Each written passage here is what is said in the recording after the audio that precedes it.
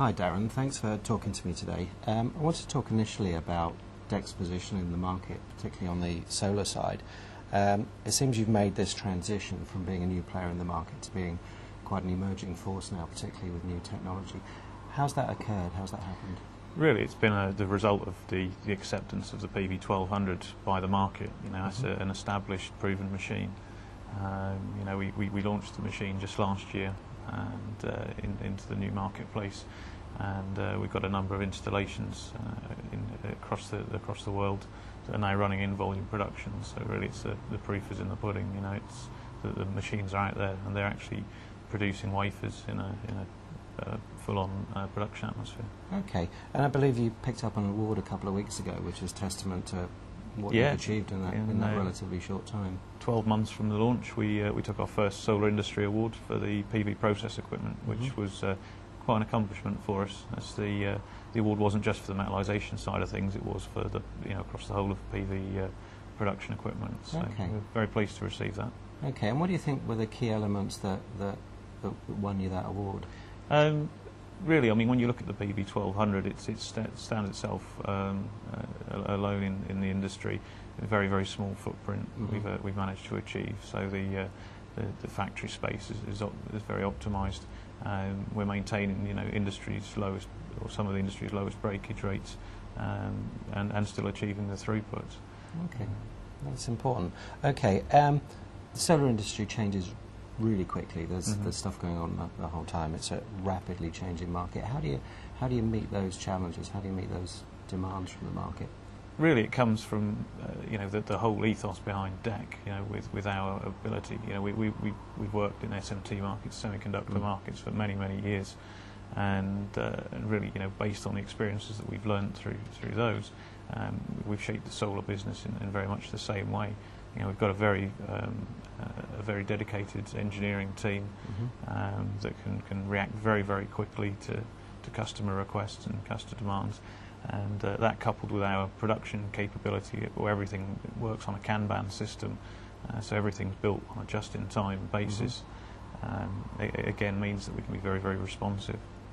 Okay, and alongside that, you've got a global infrastructure because of the large SMT business you've got that you must be able to apply well in the solar sector. Absolutely. The solar market is an emerging market, and therefore customers have got some quite big demands. Very demanding, especially with the new guys setting up from scratch. Again, calling our experience in other marketplaces, this is not new to us. It's something we've been through a number of times before.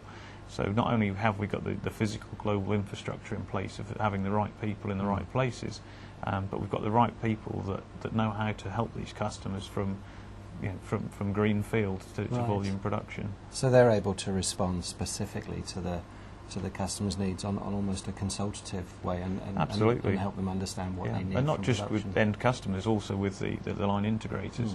These guys are taking on a huge task to bring these factories from conception to volume production, and we see that anything that we can help them with, we can add to the offering. Obviously helps them to win business, and ultimately helps us win business. Yeah, and that's something you've done before in the SMT market, but I don't know if it's new in the solar market. Have you found that to be a big competitive advantage? We've got a number of seasoned competitors out there, and having spoken to a lot of customers around the world, one of the frustrations that many of them have had over the years is the lack of support. The equipment's been good, the equipment's gone into the factories, but it's then supporting that equipment and the processes where they feel that they have the biggest frustrations. The one thing that we've again can offer based on our experiences in other similar markets such as semiconductor is that we don't just sell the equipment, we sell solutions, we install customer solutions, and so that means everything from the equipment to the screens, stencils, the process support, right through, as you say, almost as a consultancy basis. Yeah. Okay, well that must be very advantageous, and that must give you a lot of customer feedback, and maybe that's part of what's led to the development of the new system you've got. Tell me a bit about the the new 3000 and what we can expect from DEC beyond that? Yeah, well, when we launched the 1200, obviously that was pretty much the industry standard beat rate of the lines, 12 to 1400 wafers per hour. The more customers we spoke to, especially some of the larger multinational companies, they obviously were looking at the next generation of lines, not just in terms of next generation process, but also next generation capacities. You know, a couple of years ago, a 200 megawatt factory was a large factory. Now it's almost a standard offering, and you know, people are talking, you know, gigawatt factories. So we realised that, you know, the industry was going to be looking for higher throughputs, still maintaining the same low breakage rates and capabilities, but obviously running at speeds up to, you know, in excess of 3,000 parts per hour. Okay. So we took on the development of the PV3000, which we successfully launched in Europe just a few weeks ago, and in Asia earlier in the year. And we got a target to ship the first of those units from the factory in Q1 of 2010. Okay. Essentially, the PV3000 offers the same levels of breakage rate and accuracies, because essentially the print head is the same sub-assembly, but what we've done is we've taken those heads and we run them in parallel to give us a system that, because of its parallel processing, it means that even if one of the heads were to go down, the lines don't stop. And this is quite a unique feature for high-speed lines, that we can essentially run routine maintenance, we can deal with short downtimes, breakage, clearing of breakage, without having to stop the line. Okay. And so we can maintain this average throughput of 3,000 wafers per hour, you know, just dropping the peak rate down from 3,600 to 2,400. Yeah, so you're still getting the averages that you want to get and that they demand, and still from the small footprint.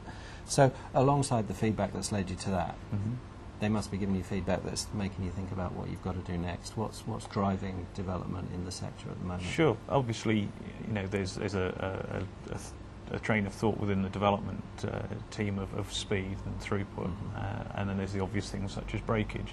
But there's also the new processes that are coming through. We're actively working on print for increasing the thickness of the narrow conductor fingers to help raise the efficiencies of the cells. We're looking at selective emitter and selective etching of cells, backside contact. So all of these new processes have their own little areas that can require some small modifications, some small changes to the way that the machine operates.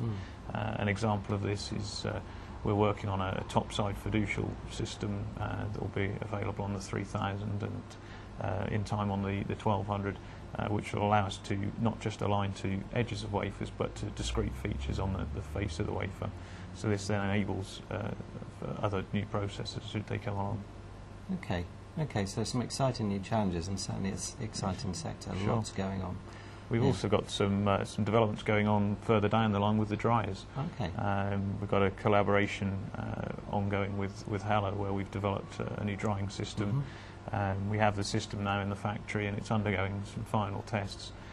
But we feel that, you know, again, not only offering one of the smallest, most compact footprints in the market, it also's got quite a novel approach to the way in which we deal with the off-gas, the VOCs that are coming off of the cells, where we can actually take this essentially a waste product and utilise it to aid with the heating of the dryer, which results in a greatly reduced power consumption, which at the end of the day, solar is a green energy source, so we want to be green in the manufacture as well as the the end product itself. Yeah, so you're recycling the energy and it's all about energy, energy recycling. And that whole collaboration process must be very valuable for your clients as well, seeing you look beyond just the process that your machine's doing and look to kind of either end and try and impact on those and try and improve those. As a company, our core competence is in screen printing machines, and